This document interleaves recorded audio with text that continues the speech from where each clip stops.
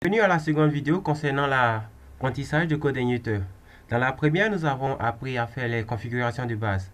Dans celle-ci, nous allons continuer au niveau des configurations, mais en personnalisant notre page d'accueil.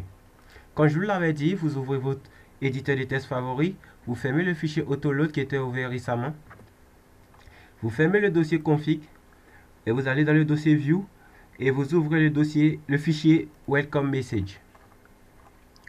Si vous pouvez bien le voir, le contenu de cette page est présent ici. Welcome to CodeIgniter, welcome to CodeIgniter. Si je veux la modifier, j'ai juste à venir changer ici pour mettre welcome to mon titre.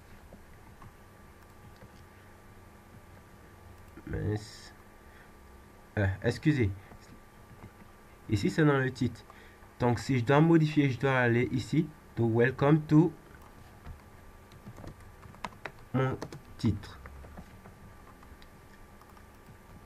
En gros, premièrement, j'avais modifié ici welcome to CodeIgniter, le title et non ce fichier là. Comme vous le voyez, vous pouvez modifier welcome to mon titre. Ici, c'est un peu modifié en ajoutant plutôt premier contenu. On a notre premier contenu ici. Et ici, on peut retirer ça. If you want to edit this page, you will. If you want, nous devons retirer ça. Aussi, nous allons avoir application, contrôleur, le code. Maintenant, nous allons chercher à savoir comment est-ce que ça fonctionne.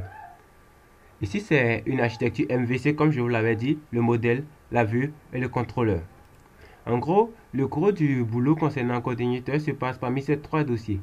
Le modèle, la vue et le contrôleur.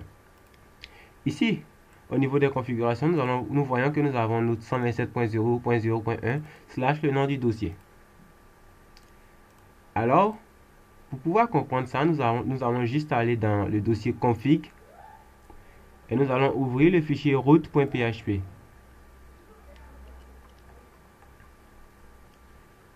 Une fois que le fichier root.php est ouvert, nous avons trois variables ici, $root default controller, $root 404 override, $root translate URIDH. Ici, nous avons default controller, c'est-à-dire le contrôleur par défaut. On ferme le dossier, on réduit le dossier et on ouvre le dossier contrôleur. Dans la route, nous voyons que le contrôleur par défaut, c'est welcome. Et dans le dossier contrôleur, nous voyons que nous avons un fichier welcome.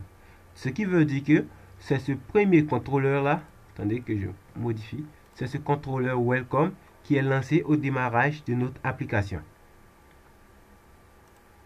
Ce contrôleur ici présent, le contrôleur welcome, c'est lui qui est lancé au démarrage de notre application.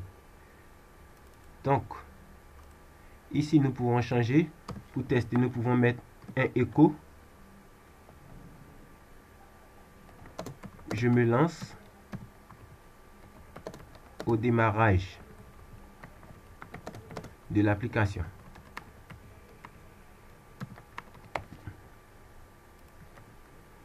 Vous voyez bien que je me lance au démarrage de l'application. Maintenant, si nous modifions la route et que nous enlevons le contrôleur welcome pour quelque chose qui n'existe pas encore, c'est-à-dire ça, nous allons voir qu'il ne retrouve pas la page. Alors, il nous affiche un message d'erreur. En gros, on lui demande d'afficher comme premier contrôleur QSXD, alors que QSXD n'existe pas en tant que contrôleur. Donc, j'espère que vous avez compris le principe concernant la configuration de la route. Et si c'est fait, nous allons passer à une prochaine étape.